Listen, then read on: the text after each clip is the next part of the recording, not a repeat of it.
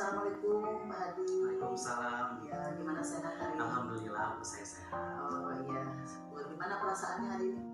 Perasaannya saya hari ini sangat bersemangat untuk Alhamdulillah. melaksanakan kucing hari ini sama ibu. Iya, mudah-mudahan ada manfaatnya nanti ya, setelah kita melaksanakan kucing. Oke, kan kita rencananya saya mau supervisi Pak Hadi ya. Sebenarnya ini tugas saya sebagai calon guru penggerak gitu ya, di modul 2.3 saya harus mengcoaching teman sejawat. Nah, di acara ini supervisi ini kita harus ada observasi sebelum pembelajaran, ada observasi di kelas, dan ada coaching sebagai refleksi gitu ya. Ya, itu rangkaian kegiatan nanti yang akan kita laksanakan gitu ya. Yang hari ini saya akan melaksanakan praobservasi dulu. Oke, nanti di pembelajaran nanti kira-kira pembelajarannya apa yang akan Bapak sampaikan? Pada pembelajaran nanti saya akan menyampaikan tentang materi descriptive text. Materi pembelajaran bahasa Inggris ya? Ya, materi pembelajaran bahasa Inggris tentang descriptive text. Kira-kira tujuan pembelajarannya apa itu? Tujuan pembelajarannya yaitu untuk membuat anak memahami apa itu descriptive text. Kemudian diharapkan anak bisa membuat paragraf dengan kosakata mereka sendiri. Kemudian mereka nantinya bisa mempresentasikannya di depan kelas. Jadi tujuan Pak Hadi itu belajar descriptive text itu untuk anak biar memahami teks bahasa Inggris dalam bentuk deskriptif. Iya. Selain itu model yang digunakan dalam pembelajaran itu model yang akan saya gunakan yaitu discovery learning. Discovery learning. Oke. Kira-kira langkah-langkah yang lebih itunya di discovery learning itu mau ngapain aja Bapak? Pada saat saya melakukan pembelajaran nanti, pertama-tama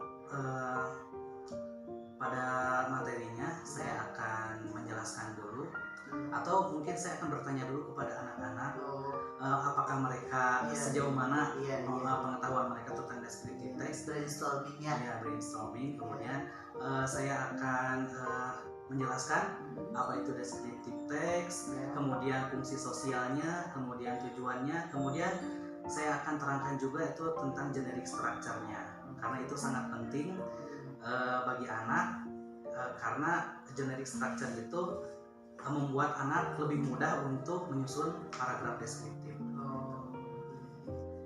Selain itu, langkah-langkah yang biar anak itu lebih paham dengan materi apa lagi? Selain itu, agar anak lebih paham, mungkin saya akan menginstruksikan anak, istilahnya dibuat per kelompok. Kemudian setelah pembuatan kelompok, saya akan membagikan kertas HPS yang di dalamnya sudah saya tuliskan judul deskriptif untuk masing-masing kelompok, dan setiap kelompok diharapkan untuk bisa membuat cerita dari judul tersebut, misalkan my cat, my rabbit, misalkan gitu, my doll atau my house gitu. Jadi setelah itu mereka diharapkan bisa membuat descriptive text dengan kosakata yang mereka miliki, kemudian mungkin dengan alat bantu kamus juga ya Bu ya. Kemudian setelah itu saya periksa dulu, setelah selesai saya periksa dulu descriptive text-nya, apakah ada kata yang salah atau tesis yang salah, saya perbaiki dengan biasanya saya pakai pulpen merah supaya anak tahu mana yang salahnya, biar lebih jelas gitu. Agar anak tahu mana yang salah, kemudian pada saat nanti mereka membuat kembali, mereka tahu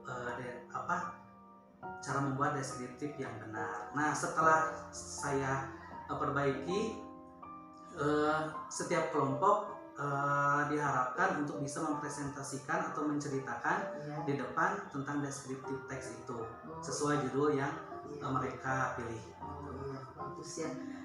Kalau ini ada nggak perbedaan misalkan anak yang mempunyai kebutuhan belajar yang berbeda itu difasilitasi nggak? Eh, pastinya saya memberikan fasilitas untuk anak yang berbeda kebutuhan pembelajarannya. Mungkin saya akan melakukan pendekatan terhadap anak tersebut. Kemudian saya akan tanyakan apa kesulitannya, kemudian apa cara belajar seperti apa yang mereka senangi. Kemudian saya akan fasilitasi dia sebaik mungkin agar dia terbantu untuk melaksanakan pembelajaran yang saya selenggarakan. Kalau berhubungan dengan penilaiannya seperti apa, Pak? Penilaiannya apa per kelompok atau individu atau? Ya, di sini saya untuk penilaian saya individu. Kalau untuk pengerjaan saya per kelompok agar mereka itu bisa berdiskusi, berkolaborasi dengan temannya supaya mereka saling terbantu masing-masing agar memudahkan mereka juga untuk membuat paragraf deskriptif.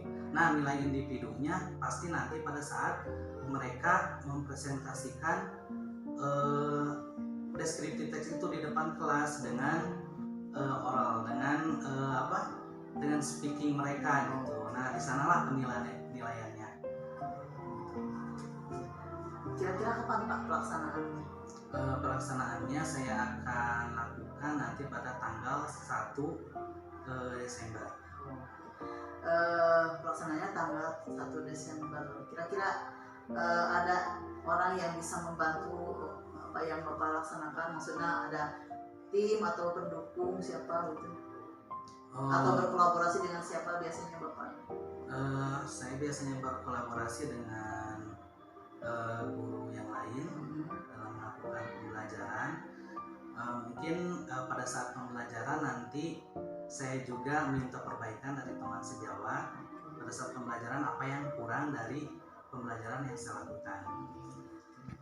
Siap bisa dilaksanakan tanggal 1 Desember ya Pak ya? Ya. Oke, jumpa lagi nanti kita tanggal 1. Nanti saya akan ikut di pembelajaran Bapak sebagai supervisor gitu ya. Mudah-mudahan apa yang kita rencanakan berjalan lancar. Terima kasih ya Pak ya. Ya, sama-sama Ibu. Assalamualaikum. Waalaikumsalam warahmatullahi wabarakatuh.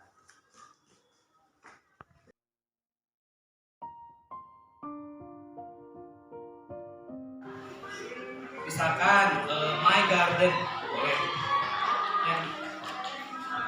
Dan sebelum kita memulai deskriptif teks tersebut ada beberapa hal yang harus disampaikan. Fungsi yang pertama adalah fungsi sosial.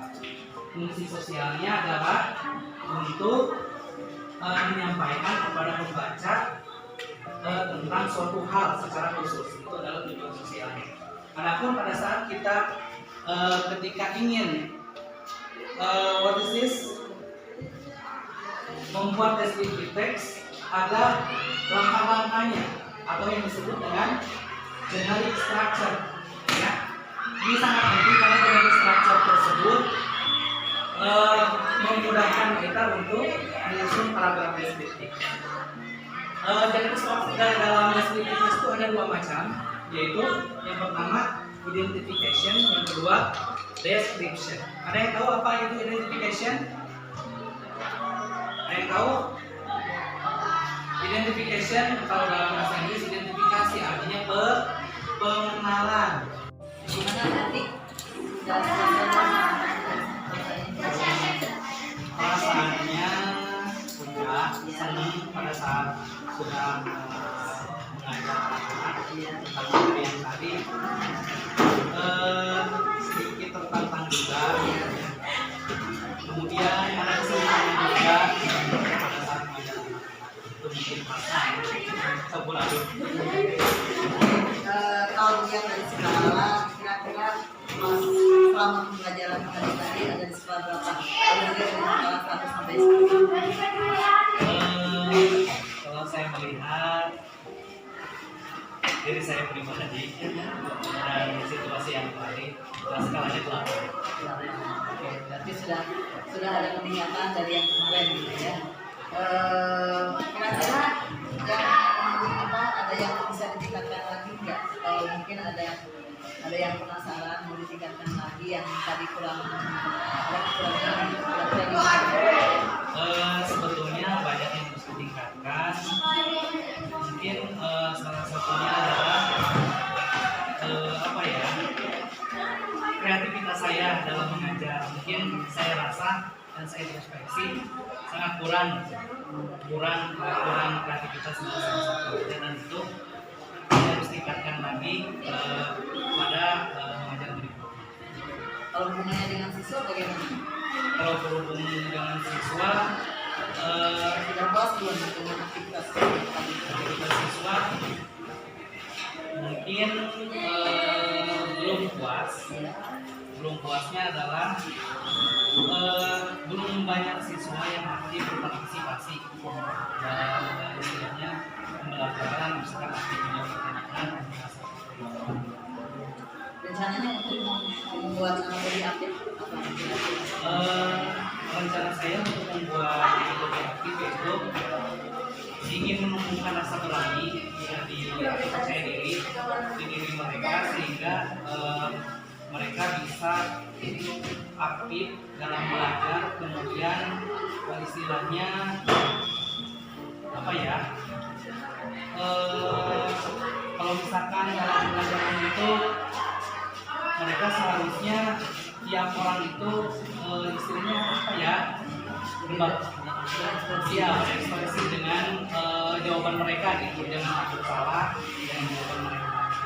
Kemudian speaking Indonesia juga harus dibiasakan pada saat mereka bertanya, jawab.